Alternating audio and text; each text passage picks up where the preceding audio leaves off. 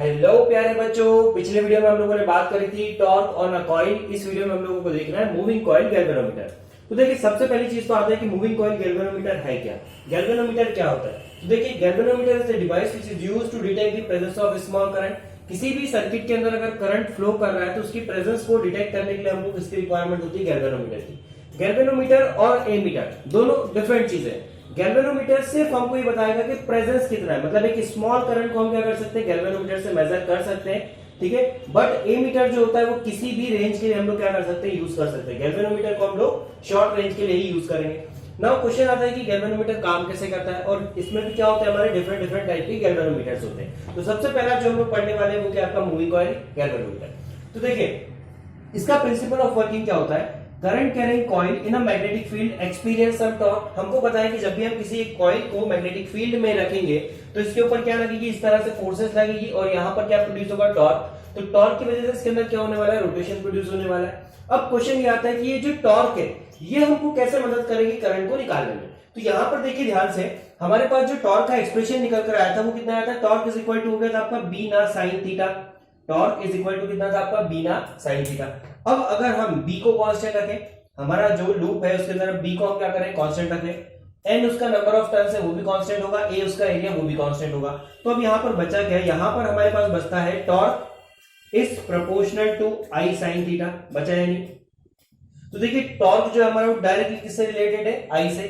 But यहां पर एक दिक्कत और आ रही कि ये साइन थीटा के ऊपर भी डिपेंड कर रहा है। थीटा क्या एंगल होता था, थीटा आपका एंगल होता था, लाइक फॉर एग्जांपल ये अगर आपका कॉइल है तो कॉइल से 90 डिग्री पर जो लाइन है वो मतलब इसका एरिया वेक्टर, और मैग्नेटिक फील्ड जो है उन दोनों के बीच का जो एंगल होता है उसको हम क्या बोलते थे, थीटा। तो यहां पर ये क्या कर रहा है, थीटा पर भी डिपेंड कर रहा है। और जैसे जैसे आपकी कॉइल यहां पर रोटेट होगी, जैसे जैसे कॉइल रोटेट होगी, ये थीटा भी क्या होता है यहाँ पर चेंज, तो टॉर्क भी क्या होगी, चेंज। मतलब कि टॉर्क जो है वो सिर्फ और सिर्फ करंट पे डिपेंड नहीं कर रही।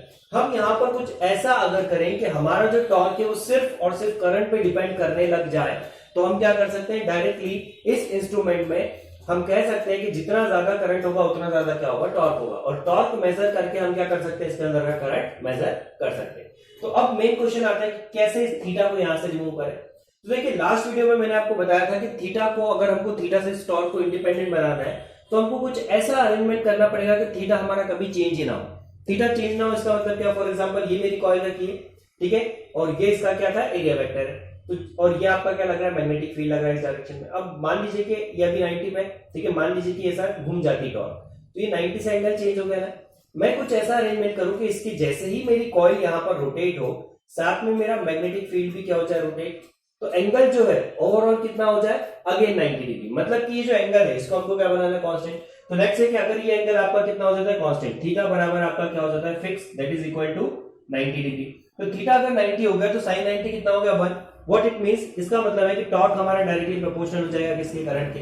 अब क्वेश्चन ये आता है कि कैसे कैसे हम लोग थीटा को हमेशा के लिए 90 डिग्री बना कर रखें। चलिए देखते हैं कैसे हम थीटा को 90 डिग्री बना सकते हैं। यहाँ पर देखिए, हमने मैग्नेटिक पोल जो है आपका नॉर्थ और साउथ पोल्स, इनको हमने क्या करा है, यहाँ पर इस तरह से सर्कुलर शेप में कट कर दिया। इससे क्या हुआ, ध्यान से देखो। हमको पता है कि जब भी किसी मैग्नेट की अगर हम लोग बात करते हैं तो मैग्नेटिक लाइंस ऑफ फोर्सेस कहां से निकलती है, magnetic lines of forces north से निकलती है और साउथ में एंटर करती है। और एक और इसकी प्रॉपर्टी होती है कि हमेशा ये जो लाइंस होती है 90 डिग्री टू द सरफेस निकलती है। तो जब मैंने इसको इस तरह से कट किया तो नॉर्थ से जो लाइंस निकलेगी वो क्या निकलेगी, सरफेस से 90 डिग्री पर। देखिए इस तरह से क्या होगी, लाइंस निकलेगी। सेम यहाँ पर साउथ के अंदर क्या करती है, लाइंस एंटर करती है, तो लाइंस क्या होगी, इस तरह से एंटर करेगी।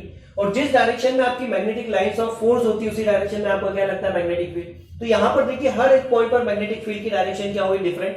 अब हमारा एक क्वेश्चन आता है कि यहाँ पर कैसे इसका एंगल 90 डिग्री रहेगा। हर बार जब जब भी हमारा कॉइल रोटेट होगा, किसी भी एंगल पर रोटेट हो, मैग्नेटिक फील्ड और कॉइल का जो एरिया वेक्टर है उसके बीच में एंगल हमेशा 90 कैसे होगा उसको हम देखते हैं। तो ये देखिए मेरे पास यहाँ पर कॉइल है हमारी, ये हमारे पास कॉइल है, कौन सी, ए से बी तक, ये वाली जो हमारी यहाँ पर क्या है, कॉइल है, ठीक है। अभी देखिए कॉइल मान लीजिए यहाँ पर कुछ इस तरह से रखी हुई है, ठीक है।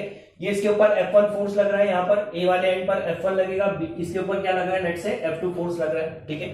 अब देखिए जब ये फोर्स लगेगा तो ये क्या होगा, आपकी रोटेट होगी। अब जैसे लेट से कि जब ये रोटेट हो रही होगी, तो ये यहाँ पर पहुंच गई, ये यहाँ पर पहुंच गई। तो अब देखिए जब ये यहाँ पर पहुंचेगा तो अगेन यहाँ पर केयरफुली देखिए कि आपका जो मैग्नेटिक फील्ड है ना उसका डायरेक्शन भी क्या होगा, चेंज। जैसे ही आपका कॉइल रोटेट हुआ वैसे ही आपका मैग्नेटिक फील्ड का डायरेक्शन भी क्या हो गया, चेंज। मतलब कि पहले अगर मैं बात करूं, इस पर्टिकुलर केस में बात करूं, तो ये मेरी कॉइल है और ये इससे 90 डिग्री है, ठीक है ना। तो देखिए मैग्नेटिक फील्ड और कॉइल से जो 90 डिग्री जिस डायरेक्शन में आपको फोर्स लग रही है उसी डायरेक्शन में आपका एरिया वेक्टर भी है। तो यहाँ पर देखिए कितना हो रहा है, एंगल 90। अब जब ये रोटेट हो गई तो अगेन देखो यहाँ पर, अगेन ये देखो ये आपका कॉइल से 90 डिग्री और ये मैग्नेटिक फील्ड एंगल कितना हो गया, 90। फिर फॉर एग्जांपल कि ये अगर रोटेट होकर इधर आ जाती है तो अगेन आप देखिएगा कि कॉइल के सरफेस से अगर हम 90 डिग्री ड्रॉ करें ये वाला, तो इसके बीच और मैग्नेटिक फील्ड के बीच का एंगल कितना है, 90। इसका मतलब क्या है कि जैसे ही हमने इस फील्ड को रेडियल बनाया, रेडियल का मतलब क्या होता है, रेडियस के अलॉन्ग लगने वाली फील्ड। तो यहाँ पर आप देखिए कि ये जो आपका कर्व सरफेस है इसकी रेडियस पे आपकी मैग्नेटिक फील्ड लग रही है। तो जैसे ही हमने इसको रेडियल बनाया तो हम ये देखेंगे कि हमारा जो थीटा है वो कितना हो गया, कांस्टेंट। थीटा कितना हो गया यहाँ पर 90 डिग्री। थीटा अगर यहाँ पर 90 डिग्री हो गया, इसका मतलब है कि इसका जो टॉर्क है वो कितना हो जाएगा, BINA, बीना।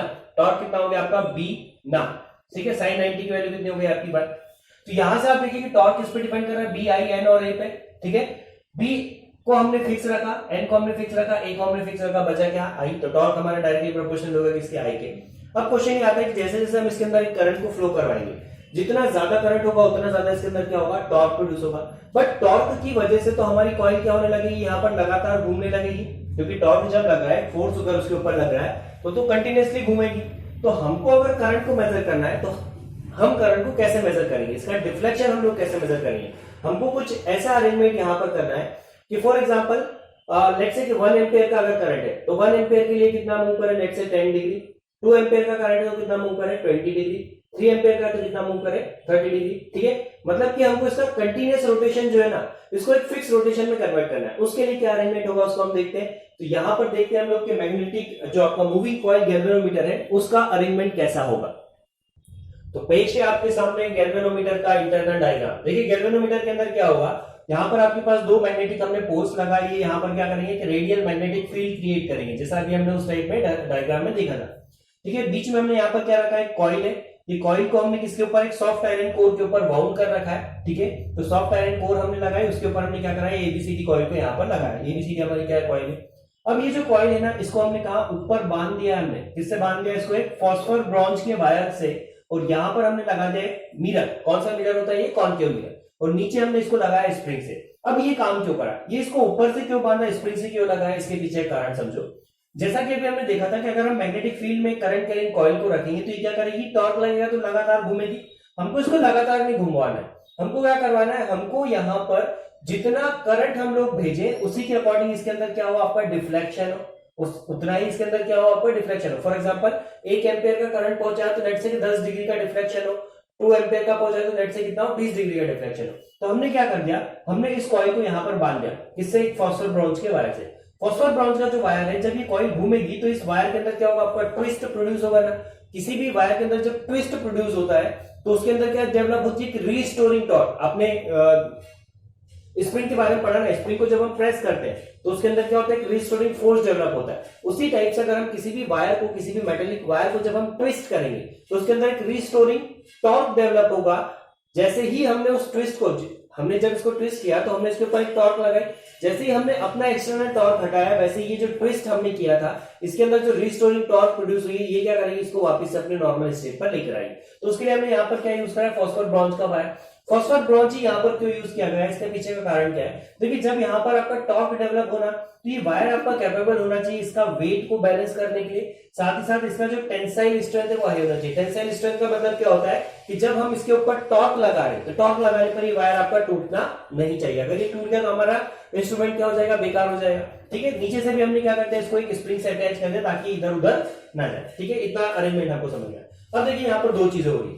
सबसे पहली चीज, जब यहाँ पर आपका करंट फ्लो होगा तो यहाँ पर उस करंट की वजह से इस कॉइल के अंदर क्या प्रोड्यूस होगा, डिफ्लेक्शन। उस करंट की वजह से कॉइल के अंदर क्या प्रोड्यूस होगा, डिफ्लेक्शन। तो यहाँ पर कॉइल के ऊपर देखो टॉर्क कितनी लगेगी, डिफ्लेक्टिंग टॉर्क हमने इसको बोला वो कितना लगेगा आपका, बीना। साइन थीटा होता है, थीटा हमारा कितना है 90 डिग्री, तो ये कितना होगा आपका बीना, ठीक है। नाउ जब ये डिफ्लेक्टिंग टॉर्क लग रही है तो ये जब घूमेगा तो ये क्या करेगा, इस वायर के अंदर एक ट्विस्ट प्रोड्यूस करेगा और उस ट्विस्ट की वजह से इस वायर के अंदर क्या होगा, एक रिस्टोरिंग टॉर्क डेवलप होगा। Restoring torque is directly proportional to phi. Phi क्या है यहाँ पर आपका एंगल, जिस एंगल से क्या हो रहा है आपका डिफ्लेक्ट हो रहा है, तो फाई क्या है यहाँ पर हमारा डिफ्लेक्शन। ठीक है, तो यहाँ पर ये हुआ। अब देखिए जब यहाँ पर प्रोपोर्शनलिटी का साइन हटेगा तो क्या आएगा आपका कांस्टेंट, कांस्टेंट आएगा लेट्स से के, ये कितना हो गया आपका के अल्फा। तो डिफ्लेक्टिंग टॉर्क हो गया बिना रीस्टोरिंग टॉर्क कितना हो गया आपका के फाई। ठीक है, करेक्ट, कितना करेक्ट हुआ। अब ये रीस्टोरिंग टॉर्क इसमें कब तक लगेगा, जब तक कि ये जो डिफ्लेक्टिंग टॉर्क है ये इस रीस्टोरिंग टॉर्क के बराबर ना हो जाए। फॉर एग्जांपल जब मैं किसी एक स्प्रिंग को प्रेस करता हूं, तो जब मैं उसके ऊपर एक फोर्स लगा रहा हूं तो स्प्रिंग क्या होगी, अंदर कंप्रेस होगी। ये कब तक कंप्रेस होगी, जब तक कि उसके अंदर का जो फोर्स है वो हमारे लगाए हुए फोर्स के बराबर ना हो जाए। जैसे ही ये दोनों बराबर होंगे वैसे ही वो जो स्प्रिंग है वो मूव करना क्या हो जाती है, बंद। तो सेम वे में यहां पर भी होगा कि जब हम इसको रोटेट करेंगे तो इसका जो डिफ्लेक्शन प्रोड्यूस होगा, ठीक है, तो जब वो डिफ्लेक्शन की वजह से जो डिफ्लेक्टिंग टॉर्क है वो जैसे ही इस रीस्टोरिंग टॉर्क जो इसके अंदर प्रोड्यूस होगी, इसकी ट्विस्ट के अंदर प्रोड्यूस होगी, उसके बराबर होगा, वैसे ही हमारा क्या होगा, ये बैलेंस। और अगर ये बैलेंस हो गया तो हमको क्या देगा, एक रीडिंग। यहाँ पर हमने जो कॉन्केव मिरर लगा रखा है इससे हमको रीडिंग मिलेगी। इसकी जगह पॉइंटर वगैरह का अरेंजमेंट भी लगा सकते हैं। ये कुछ ऐसा होगा, देखिए जब हमने यहाँ पर कोई भी करंट फ्लो नहीं करवाया तो ये जो आपका पॉइंटर था वो कहां पर था, 0 पे। लेकिन जब हमने इसके अंदर करंट फ्लो करवाया तो इसके अंदर क्या हुआ, डिफ्लेक्शन। और जिस पॉइंट पर डिफ्लेक्टिंग टॉर्क और रीस्टोरिंग टॉर्क इक्वल हो गई वहां पर जाकर ये क्या हो गया आपका, स्टेबल हो गया। ठीक है, तो अगर हम बैलेंस कंडीशन की बात करें तो बैलेंस कंडीशन में टीडी इज इक्वल टू कितना हो गया, टीआर। व्हाट इट मींस, इसका मतलब हो गया आपका टॉर्क जो टीडी है वो कितना था आपका, BINA, ये लिखा हमने BINA, which is equal to K phi. ठीक है, हमको क्या निकालना है, करंट। तो करंट इज इक्वल टू देखो कितना आ रहा है आपका, K अपॉन में BNA इंटू फाई। इसका मतलब क्या, K क्या होगा, देखो K is the property of this material. ये जो मटेरियल हम यूज करते हैं ना, इसका कांस्टेंट है, रीस्टोरिंग टॉर्क के अंदर आ रहा है तो ये मटेरियल का कांस्टेंट क्या है, K। स्टिफनेस भी हम इसको बोलते हैं। B आपका कांस्टेंट है, magnetic field, number of turns fix है, एरिया फिक्स है। मतलब कि ये जो पूरा फैक्टर हो गया इसको हम एक कांस्टेंट नया बोल सकते हैं जिसको हम क्या बोलते हैं, गैल्वेनोमीटर कांस्टेंट। तो लेट कॉल दिस G। तो यहां पर देखिएगा आप कि हमारा जो I है, अगर ये पूरी फैक्टर कांस्टेंट है तो हमारा जो I है वो डायरेक्टली किसके प्रोपोर्शनल है, फाई के। मतलब कि जितना ज्यादा डिफ्लेक्शन उतना ज्यादा करंट, जितना हम करंट फ्लो करवाएंगे उतना ज्यादा क्या होगा, डिफ्लेक्शन होगा। तो यहां पर हम क्या करते हैं, इंस्ट्रूमेंट के साथ चीटिंग करते हैं। चीटिंग का मतलब क्या होता है, फॉर एग्जाम्पल यहां पर हमने क्या कर दिया, एक स्केल बना दी। इस स्केल पे जब हमने कोई भी करंट नहीं दिया तो ये कहां पे था, 0 पे था। अब मान लेते हैं कि लेट्स से कि आपका जो इंस्ट्रूमेंट है, ठीक है, वो 10 डिग्री का डिफ्लेक्शन देता है 1 एम्पियर के करंट के ऊपर। तो यहां पर ये जो 10 डिग्री, ये लेट्स से कि 10 डिग्री है यहाँ पर, तो इसको मैंने 10 डिग्री ना लिखते हुए मैंने इसको क्या लिख दिया, 1 एम्पियर। डिफ्लेक्शन तो डिग्री में हो रहा है ना, और हमको करंट मेजर करना था। हमको पता है कि जब भी डिफ्लेक्शन 10 डिग्री का होगा करंट कितना होगा, 1 एम्पियर। उसके बाद देखिए जब डिफ्लेक्शन 20 डिग्री का हो गया तो उस केस में करंट कितना हो गया आपका, 2 ampere, because direct relation in दोनों के बीच, बाकी सब तो कांस्टेंट है। तो यहां पर हमने 20 डिग्री वाले पे क्या लिख दिया, 2 एम्पियर। फिर 30 डिग्री पर हमने क्या लिख दिया, यहाँ पर 3 एम्पियर। फिर हमने लिख दिया 4, 5 एंड सो ऑन। इसका मतलब क्या है कि जब भी हम यहाँ पर करंट फ्लो करवाएंगे डिफ्लेक्शन मेजर होगा, और डिफ्लेक्शन को देखकर हम बता सकते हैं कि वहां पर हमारा करंट कितना होगा। उसके अकॉर्डिंग हमने यहाँ पर क्या कर दी, मार्किंग कर दी। ठीक है, आई होप आपको समझ में आया होगा। तो करंट इज इक्वल टू कितना हो गया आपका, गैल्वेनोमीटर कांस्टेंट इनटू 5। नाउ अब हमको बात करना है यहाँ पर करंट सेंसिटिविटी की एंड वोल्टेज सेंसिटिविटी की।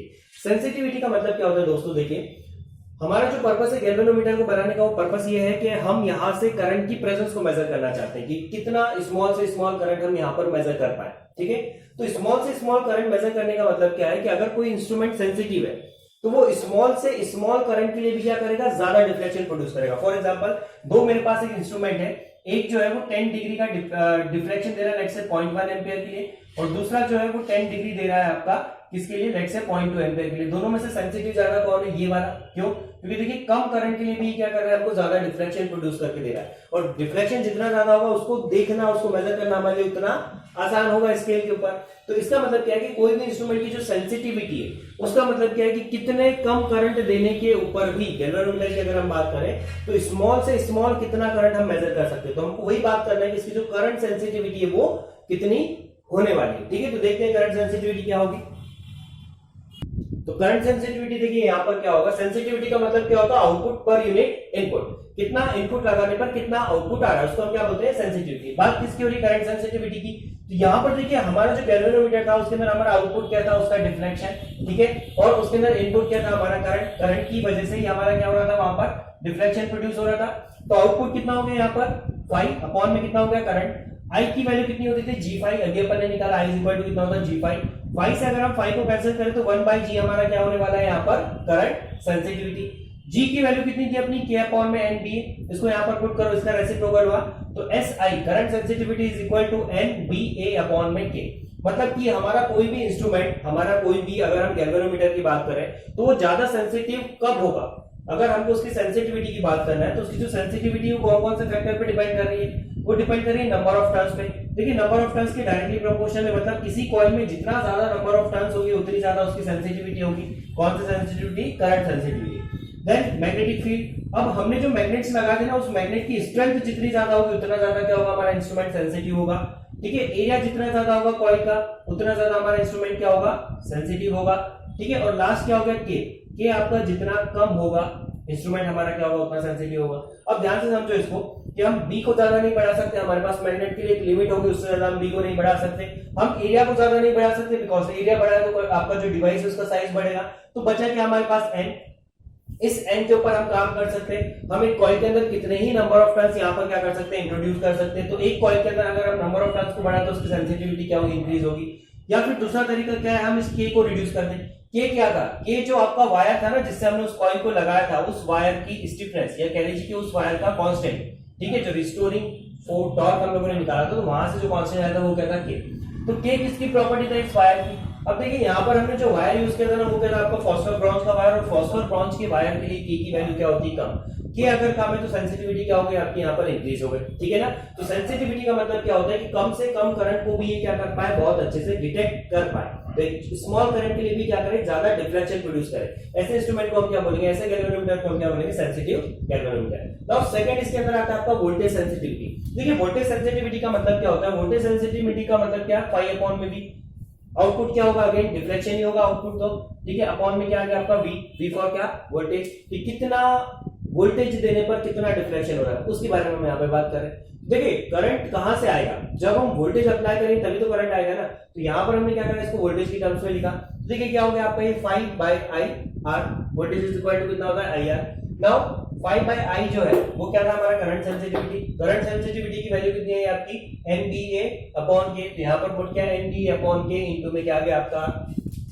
तो अगेन यहाँ पर आप देखिए कि आपका जो सेंसिटिविटी है किस पे डिपेंड कर रहा है, NBA के and as well as R. What is this R? R is the resistance of coil. तो हमारा जो कॉइल है उसके रेजिस्टेंस के ऊपर भी आपका क्या कर रहा है, सेंसिटिविटी डिपेंड कर रहा है। सेंसिटिविटी इंक्रीज होगा, इट मींस रेजिस्टेंस आपका क्या होना चाहिए, कम। रेजिस्टेंस अगर हम कम रखेंगे हमारी कॉइल का तो सेंसिटिविटी क्या होगी हमारी, उतनी बेटर होने वाली है। ठीक है दोस्तों, तो इस तरह से हमने यहाँ पर डिस्कशन देखा कि कैसे एक मूविंग कॉइल गैल्वेनोमीटर काम करता है। इंपॉर्टेंट चीज यहाँ से नोट करने वाली क्या क्या है हमारे पास। पहली चीज तो गैल्वेनोमीटर जो करंट की वैल्यू को मेजर करने के लिए हम यूज नहीं करते, यहाँ पर हम इसको स्मॉल करंट को मेजर करने के लिए यूज करते हैं। ये कह लीजिए कि हम करंट की प्रेजेंस बताने के लिए यूज करते हैं। बिकॉज करंट अगर बहुत ज्यादा हो जाएगा ना हमारे गैल्वेनोमीटर के अंदर, तो ये जो टॉर्क प्रोड्यूस हो रही थी वो इतनी ज्यादा हो जाएगी कि वो क्या हो जाएगा, आपका टूट जाएगा। तो इसलिए हम गैल्वेनोमीटर को यूज नहीं करेंगे। तो हमको देखना है कि हम ए मीटर को यूज करने वाले हैं। तो ए मीटर कैसे बनता है, गैल्वेनोमीटर से ही बनेगा। गैल्वेनोमीटर को हम ए मीटर में कन्वर्ट कर सकते हैं, जिसको हम नेक्स्ट वीडियो में देखेंगे। तो वो चीज है, पहली चीज क्या कि हमारा किसके लिए यूज होता है, आपका करंट की प्रेजेंस को मेजर करने के लिए। दूसरी चीज कौन सा प्रिंसिपल पे काम कर रहा है, प्रिंसिपल कौन सा है, जब भी हम एक करंट करेंगे कंडक्टर को मैग्नेटिक फील्ड के अंदर रखेंगे तो उसके ऊपर क्या लगेगी, टॉर्क। उसी प्रिंसिपल पे ही क्या करेगा, काम करेगा।